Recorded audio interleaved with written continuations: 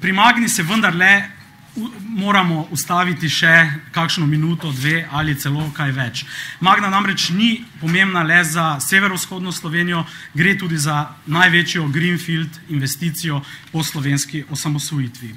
Gospa Tomc, vaša stranka na deklarativni ravni zelo podpira prihod tujega kapitala.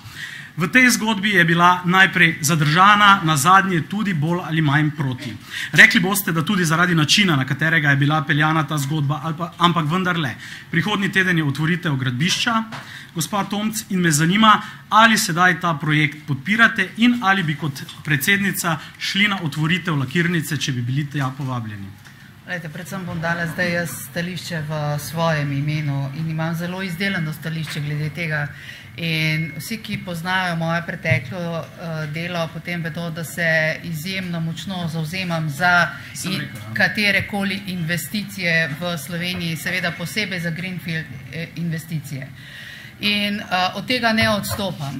Tukaj, kar pa me moti, predvsem ste že sami omenili, pa je ta način, kako je vlada peljala zgodbo. In zgodbe ni peljala dobro.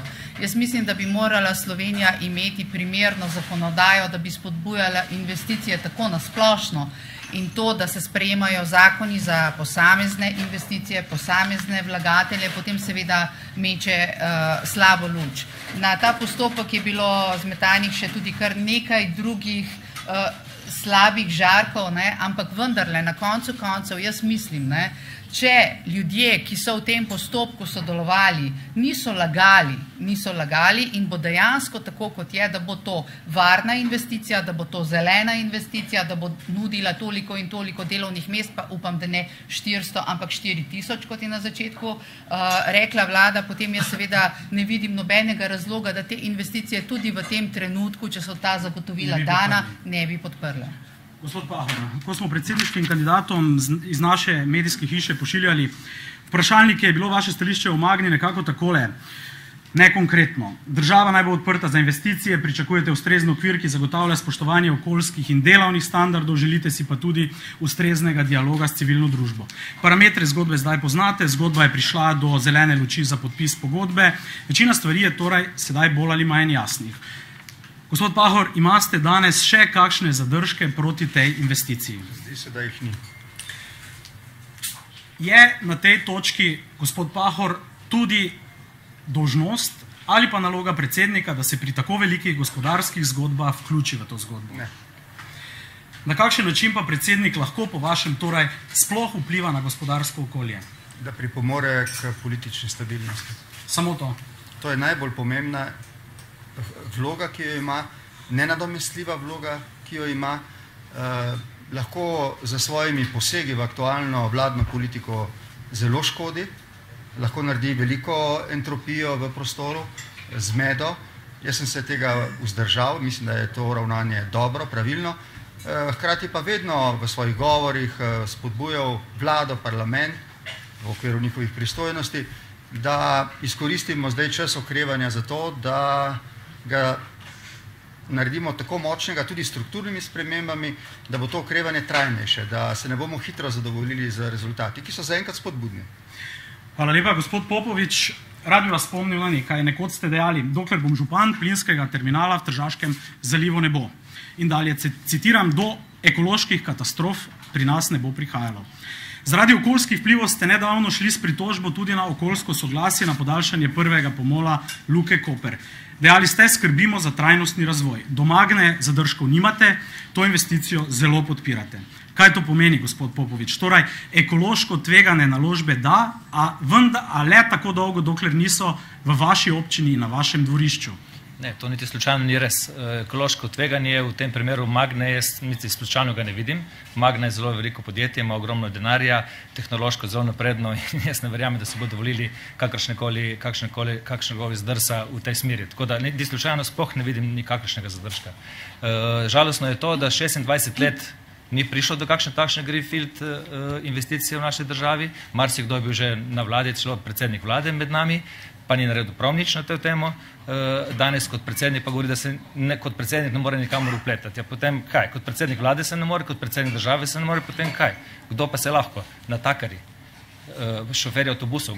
Nekdo pač mora vedeti nad nekim razvojem. In hvala Bogu, da je do te investicije končno prišlo, jaz podpiram vsemi 4, ampak to ni primerljivo z Luko Koper. Luka Koper je ves čas v razvoju, ves čas. In mi še kako spodbujamo razvoj Luke Koper. Ampak Luka Koper se ne razvija na tak način kot Magna, da bo prinesli ogromno denarja, ogromno milijonov, 100 milijonov, koliko vem, in bo investirali kar naenkrat pač ogromno sredstev, ampak se razvija step by step, čisto počasi, iz leta v leto in mi to vse podpiramo. Dejstvo pa je, da kar se tiče podaljšanja pomola, ne more biti na tak način, da so ladje prižgane s prižganimi motorji v samem mestu, da so dvigala nova in nova, večja in večja in podobno. Vseeno mi tam živimo, to je ob samem mestu. Tudi tukaj bodo živeli zelo blizu lakirnice. Tukaj je poskrbljeno, tukaj čisto nekaj drugega, tukaj ropota ne bo, po noči ne boste imeli osvetljeno, enostavno mi noči sploh nimamo Koper. Pa pridite malo pogledati Koper, boste videli, kot izgleda Luka. Luka Koper je velika, samo da vam povem, za 8 mest, se pravi Koper, Luka Koper je 8-krat večja kot mesto Koper. 8-krat. Non-stop gorijo reflektorji. In reflektorji so pač po tistih standardih, kot so. Enostavno ne gre s časom. Najprej treba elektrificirati vse skupaj. Ladje, ko prije tam, se mora priključiti na elektriko. Morate razumeti to. Nekaj pač vseeno moramo imeti nekaj.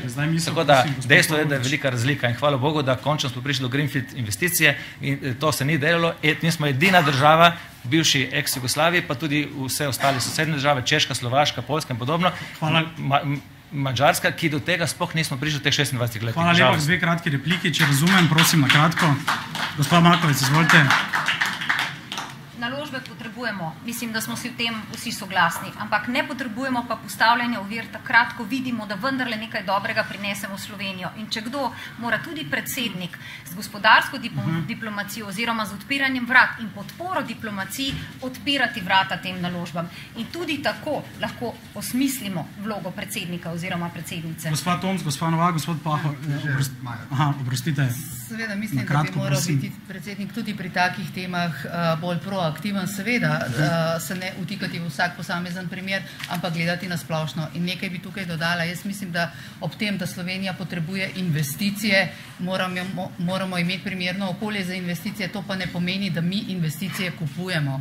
Poglejte, za te investicije mi dajemo ogromne državne subvencije in samo na ta način smo jih sposobni privleči. Kajti drugače s svojim okoljem, kakršnega imamo, svojo zakonodajo, nismo zanimivi. In to bomo morali spremeniti. Gospod Novak, na kratko, prosim. Takšnih investicij, kot je Magna, bi lahko imeli v Sloveniji 100 ali pa morda še več. Na to Nova Slovenija ves čas opozarja, torej delovnopravna zakonodaja, ki jo je treba primerno spremeniti današnjemu času, potem je to prostorska zakonodaja. Zaradi tega, ker sem obiskala veliko podjetij, ker čakajo leta in leta, da lahko razširijo svojo proizvodno halo ali da dobijo vsa ustrezna dovoljenja. To je tisto, kar je mene pri vsej stvari zmotilo, torej da niso vsi v enakopravnem položaju. Prav je, da je Magna tukaj, ampak moramo pripraviti prostor, pogoje, da bodo tudi drugi lahko prišli in da bojo naši podjetniki v enakovrednem položaju. Gospod Šarec, še midva prideva do Magne. Na naš vprašalnik, ki sem ga omenil že pri gospodu Pahorju, ste vi napisali tako: Magna da, a na ustreznem zemljišču s točnim številom zagotovljenih delovnih mest. Gospod Šarec, zdaj vemo, v prvi fazi 400 delovnih mest in za zemljišča vemo, da gre za prvovrstno kmetijsko zemljo. Torej, Magna da ali ne, po vašem mnenju? Ja, Magna je zdaj že dejstvo, poleg tega sem se malo pozanimal, je tudi to kmetijsko zemljišče, v bistvu tudi to kmetijstvo tam zelo onesnažuje podtalnico. Tudi kmetijstvo ni pri tem izuzeto pri onesnaževanju. In zato zdaj, ker je Magna že sprejeta, ker se to že dogaja, seveda zdaj je brez veze karkoli govoriti, mlatiti prazno slamo, zdaj treba to investicijo izpeljati, zagotoviti ta delovna mesta in jih seveda še povečati. To je bistvo, ker vse ostalo je filozofiranje.